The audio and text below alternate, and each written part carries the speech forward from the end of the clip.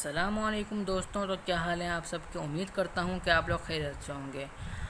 آج میں آپ لوگوں کو ایک ہسٹوریکل پلیس کے بارے میں بتاؤں گا جو پاکستان ڈسٹرکٹ بدین سندھ میں واقع ہے۔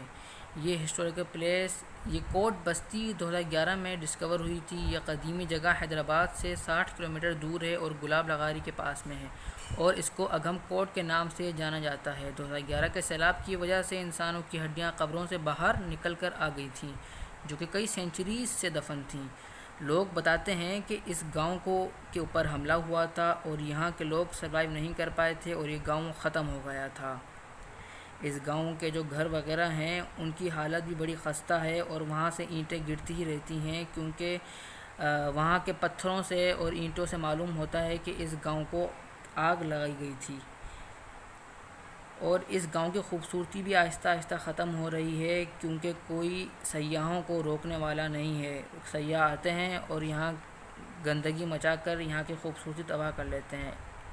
اس کوٹ میں کچھ مزار بھی ہیں، جس میں سے ایک مزار بی بی ماہم کا ہے۔ لوگ کہتے ہیں کہ وہ سعودی عربیہ سے آئی تھیں۔ لوگ کہتے ہیں ان کا انتقال 170 ہجری میں ہوا، 1200 سال پہلے، مگر ایکسپرٹس کہتے ہیں کہ ان کا انتقال 11 سینچری میں ہوا تھا اسلامی کیلنڈر کے حساب سے، مطلب یہ 500 سال پرانا مزار ہے۔ اس گاؤں میں سندھ کے صوفی فتح و فقیر بھی رہا کرتے تھے، جو کہ اس گاؤں سے ان لوگوں کی حرکتوں کی وجہ سے چلے گئے تھے، اور اس جگہ کے پتھروں سے، جیسے میں نے آپ کو بتایا، صاف نمایاں ہوتا ہے کہ اس گاؤں کو آگ لگائی گئی تھی۔ اب میں آپ کو یہ بھی بتاتا چلوں کہ اس گاؤں کو کس نے آگ لگائی تھی۔ صرف اسی گاؤں کو نہیں دوستوں، اور بھی کئی گاؤں تھے جس کو ایک پٹھان نے آگ لگائی تھی، جس کا نام مدد خان پٹھان تھا۔ یہ کچھ کتابوں میں بھی اس کا ذکر آتا ہے، جیسے چچ نامہ اور تحفۃ الکرام جیسی کتاب میں اس کا ذکر آتا ہے۔ راجہ اگھم لوہانا اس جگہ رول کرتے تھے جب سندھ آزاد نہیں ہوا تھا۔ تو دوستوں، یہ تو ہو گئی اگم کوٹ کی کہانی۔ اب میں آپ کو بتاتا چلوں کہ پاکستان میں تو آپ کو پتہ ہی ہے کہ شیعوں کا کتنا زور چل رہا ہے۔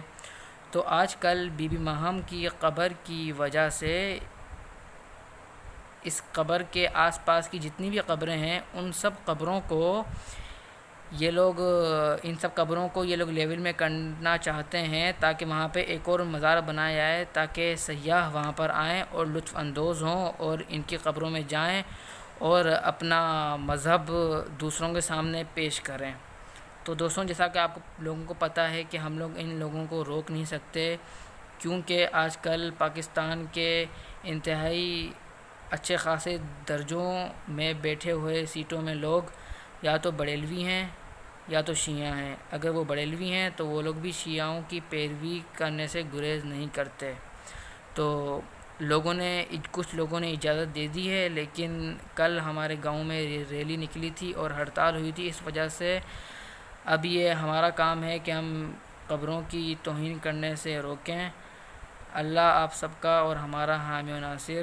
السلام علیکم ورحمۃ اللہ وبرکاتہ۔